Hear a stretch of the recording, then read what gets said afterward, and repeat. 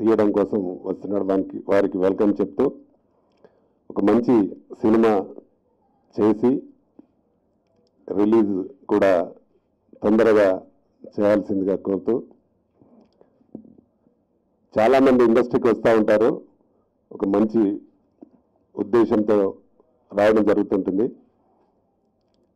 వచ్చిన వారు సినిమా చేసి కరెక్ట్గా రిలీజ్ చేస్తే డెఫినెట్గా ఇది మంచి బిజినెసే, కానీ బిజినెస్గా చేస్తే బ్రహ్మాండంగా ఉంటుంది. దీన్ని సినిమాను ఒక షోక్గా ఏదో నామమాత్రంగా చేస్తే కష్టంగా ఉంటుంది. ఫస్ట్ టైం మీరు చేస్తున్నారు కాబట్టి మీరు మంచి ఉత్సాహంతో ఉన్నారు. దీన్ని ఒక మంచి సినిమాగా చేసి ఇండస్ట్రీలో నిలబడాలని కోరుకుంటున్నాము. మీకు అంటే మేము సీనియర్స్గా ఉన్నాం కాబట్టి మీకు ఎలాంటి సహకారం కావాలన్నా మాతో తప్పకుండా మేము అందిస్తాం. వీరిని ప్రసార్ కూడా ఆదరించాలని కోరుతూ అందరికీ ఇక్కడికి వచ్చిన వాళ్ళందరికీ థ్యాంక్స్ చెప్తూ ముగిస్తాను. Thank you. అందరికీ నమస్కారాంజలి. ముఖ్యంగా ప్రశాంత్ కుమార్ గారు ఫస్ట్ టైం తెలుగు ఫిల్మ్ ఇండస్ట్రీకి వస్తున్నారు. ఆయనకి సాధారణంగా స్వాగతం పలుకుదాం. కొత్త నిర్మాతలు వస్తేనే ఇండస్ట్రీ సర్వైవ్ అవుతుంది. అలాగే చిన్న సినిమాలు ఇవాళ 90% ఇండస్ట్రీ బతికేది చిన్న సినిమాల మీద. ఈ చిన్న సినిమాలకి ఇలాగ కొత్తగా నిర్మాతలు వస్తే వాళ్ళందరినీ ఎంకరేజ్ చేయడానికి మా ఆర్కే గౌడ్ గారు, సాయి వెంకట్ గారు, మేము అందరూ కూడా ఉన్నాం. వారు చక్కగా సినిమా తీసి ప్రశాంతంగా రిలీజ్ చేసి, ఆయన చెప్పిన కంగారు తీయట్లేదు.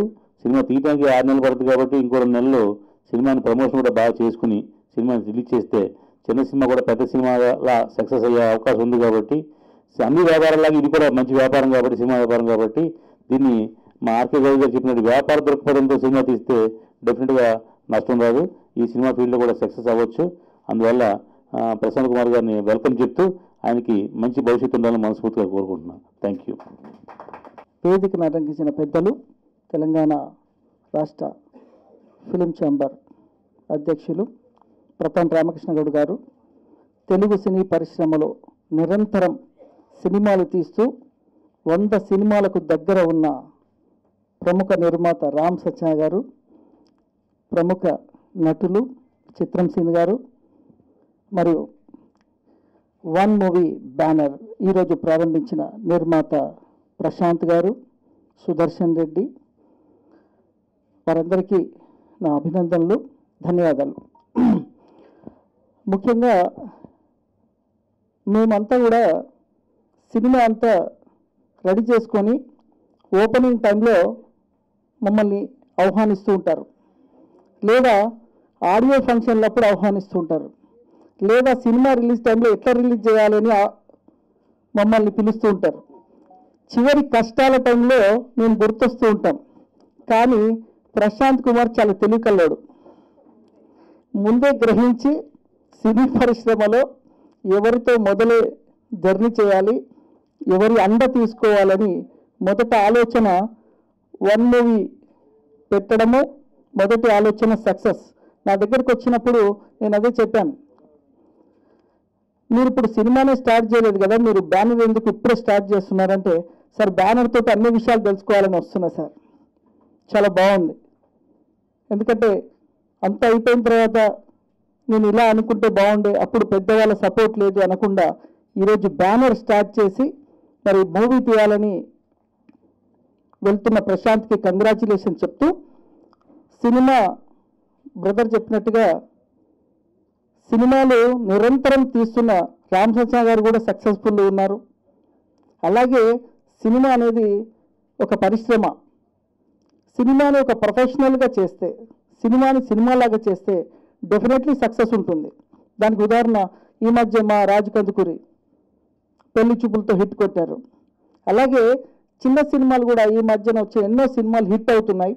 అయితే ఎప్పుడు కూడా సినిమా ఏదో తీసేసాం, మేము వచ్చాం, మాకు నచ్చిందే సినిమా అనేది కాకుండా ప్రేక్షకులు నచ్చే సినిమా తీస్తే, ఈరోజు ప్రేక్షకులు నాడి పట్టుకోవాలి.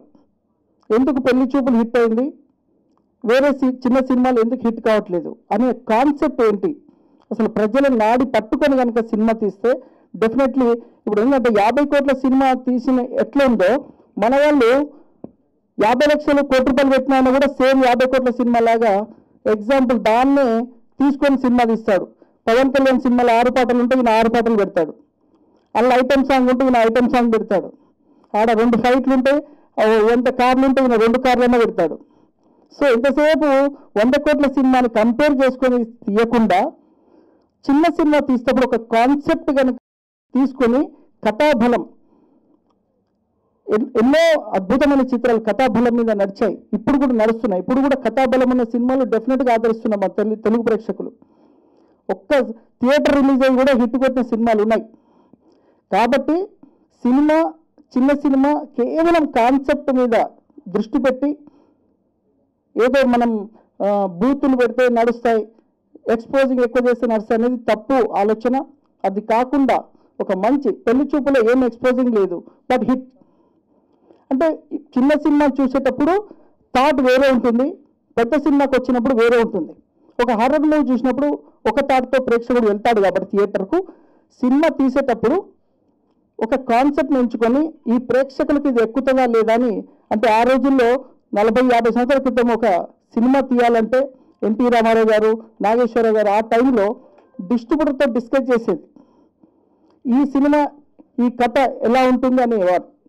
కానీ ఈ రోజులు అలా కాదు, నిర్మాతలు వస్తున్నారు, వాళ్ళు ఇష్టమున్న కథ తీసేస్తున్నారు, రిలీజ్ టైంలో వచ్చి మా సినిమా రిలీజ్ అవుతలేదు అన్నారు. అలా కాకుండా మా ప్రశాంత్ మాత్రము సినిమా తీసే ముందే ఎలా తీయాలి, ఎట్లా ఉంటే బాగుంటుందని మమ్మల్ని సంప్రదించి ఆయన సినిమా తీయాలనుకుంటున్నాడు. అంటే మొదలు ఒక ఆలోచన స్టార్ట్ అయింది. వీళ్ళు కూడా మన రమణ కానీ వీళ్ళందరూ కూడా నాకు పాత పరిచయం. 2008లో నేను నెల్లూరులో పెద్ద ఈ కార్యక్రమానికి చీఫ్ గెస్ట్కి వెళ్ళాను. అప్పటి నుంచి నాకు టచ్లో ఉండి, నా మొదటి చిత్రం నుంచి కూడా టచ్లో ఉన్న రమణ వీళ్ళందరూ మరి నన్ను పాత మెమరీస్ చేసుకుని నన్ను ఇన్వైట్ చేశారు. వారందరికీ కంగ్రాచులేషన్ చెప్తూ చేసిన మిత్రులకి, పాత్రికేయులకి, ఎలక్ట్రానిక్ మీడియా వారందరికీ నమస్కారం. ఈ వన్ మూవీ ఫ్యాక్టరీ ద్వారా తెలుగు సినిమా ఫీల్డ్కి ఎంట్రీ అవుతున్న మా ప్రశాంత్ గారికి స్వాగతం, సుస్వాగతం. యాక్చువల్గా 1 year బ్యాకే నాకు పరిచయం. అప్పుడే సినిమా తీద్దామని వచ్చారు. నేను సరే చేయండి బాగుంటుంది, వస్తే ప్లాన్గా చేస్తే బాగా చేస్తే బాగుంటుంది, ఎలా పడితే అలా చేయొద్దంటే సరే అంటే అప్పటి నుంచి ఇప్పటి వరకు మళ్ళీ మధ్యలో 2-3 సార్లు ఫోన్ చేశారు. తర్వాత నిన్న ఒకసారి కలిశారు.